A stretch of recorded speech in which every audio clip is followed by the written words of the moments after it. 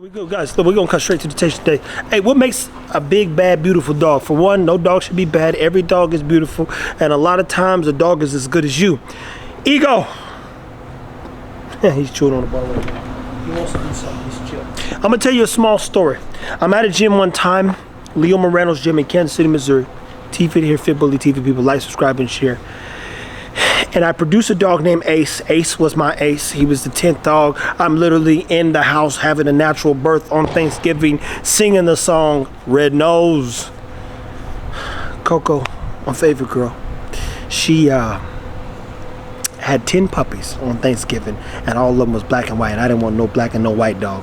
So I said, come on, Coco, I need one red one, one red one, one red one. And so I'm playing Tech 9 song, jumping up and down. So, you know, little ironing board right there next to me. Got the song blasting. Come on, one more. I know you got one more in you, one more. And he came out and he was red. Now, you know what made Ace a big, bad, beautiful dog? I'm just talking about a beautiful dog, people. Not that bully crap. A beautiful dog was this. I took care of Ace. I trained Ace. I loved Ace. He ate good food. He lived a good life. And he walked out on me in a gym. What does that mean? I'm at the gym. Let's get over here in the shade a little bit because this camera's going to be on. He gonna have to doodle. I don't know why he likes to poop near the fence now. Something's going on. He wants to be near the fence. But I'm at the gym, and this guy, he sees me with this dog Ace, and Ace is following me around. He's on no leash. He says, "Man, my daughter would think I'm the coolest person in the world if she came home and had a dog like that." I said, "You want to take him?"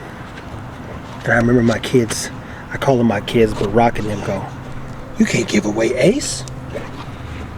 I said, if it makes their life better, they can have him. He said, "You're kidding me." I said, "No, you can have him. So just take care of him. Call me if I have any questions." I've never got caught up on the dog thing because I can always do it again and again. And when I say do it again, I'm not talking about making a dog with the biggest head, the biggest, whatever, the heaviest dog. I'm just talking about a good dog.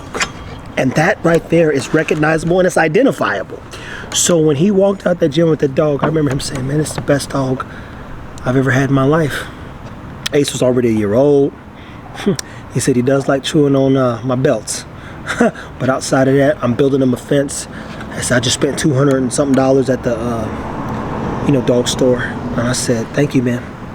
He said, "Thank you." I said, "Thank you for appreciating, and honoring a good dog." And when we think of honoring, we think of, maybe bowing down, kneeling, or praying to something. Honor a lot of times is showing something the respect it deserves, and respect is earned, not given, in my opinion. But respect is just taking care of the dog. So what the biggest baddest dog is the dog that you care for, a dog that you love, a dog that you learn about, a dog that you spend time with, a dog that makes you a little bit better, a dog that you can learn from and learn with. That's the biggest baddest dog. And I know that in the American bully, it's prideful and egotistical space, people driven by showing off. Only thing we're ever going to show you people is that we enjoy every chance we get to spend time with our dogs, and we enjoy feeding them, we enjoy having a good time. We just enjoy the dog. And I repeat, biggest baddest dog I ever had was Ace. He was coldest dog. His mother was my superstar, and she lived to 14 years old. She literally just died this year, 2023. She lived a long time, man. That takes me back. Boy, I had Coco since I was 20 years old. I had her before I turned 21, and she just died. That dog lived. She didn't been to Arizona, been to Washington, been to California. She lived, man. She lived. And that's the only dog, even when I had to get rid of my other dogs to move from Kansas City, that I couldn't get rid of. I said, I can't get rid of Coco. She got to stay. I sold every other dog. She got to stay. And mind you, I gave him Ace. He walked out of the gym, and this is the full story. My mom was supposed to be helping me with the dogs. And she said she could, but she couldn't. I come into her house. She says, "Hey, Kane won't let me give him a bath."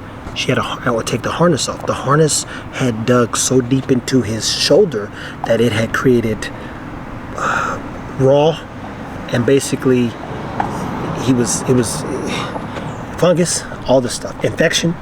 I said, you can't I walked into the room, I was like, you can't smell that? That's infection. I had to get a carpenter knife and cut the harness off of him because it was in his arm so deep. I come back after healing came.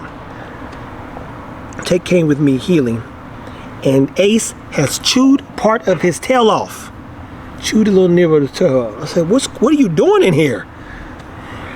So when I gave him away, at the time, Champ stayed with me primarily. I said, if it makes somebody's better and he gets to go live a better life, because I don't have the time or the energy at that moment in time. I had the energy, didn't have the space. That's the truth. I didn't have the space. I said, then we'll be fine. I'll survive. I can do it again. But I tell you, that was my ace boom cool, as they say. That was my man.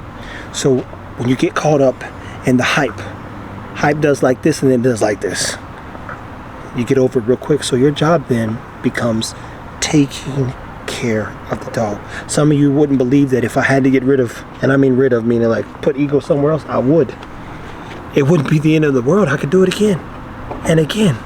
See, y'all don't know Ego's name because he's Merle. Y'all don't know Ego's name because of how big he is or how much he weighs or how big his head is. The people who love Ego and that we bump into, literally, I was just at Kroger and a young man asked, could he take a picture with me? I see you on TikTok all the time. Another guy stopped by, I love your channel. This is just today. It's because of what we do for our dogs. And the fact that they're having a good time 9 out of 10 times. So thank you all, I repeat, for watching. Most importantly, please keep taking care of your dogs. Don't get caught up in the hype. Love your dog, respect your dog, keep learning all you can about your dog. And I assure you, if I had to do it again, I could. And we're going to do it a few more times, but we're not stuck on the dogs in a way where we become so prideful or so taken back by them, or even we need them so much so that they make us who we are. I make the dog. That's the gist of it. As they say, manners maketh a man. In this case, we make the dogs who they are. You guys loving the dogs keeps this thing kind of going. And if we can help anybody do anything in this dog space, it's just taking care of the dog. I mean, it's really not rocket science. Here you go. Who chewing up this ball, dude? Destructive. Destructive. Why? Because he wants to chew on something. It's chew time. But you're not chewing. I'm going to show you in the next video, people. One of the snacks, will probably do a little short, of what I feed the dog when it's like he's off. He's off today.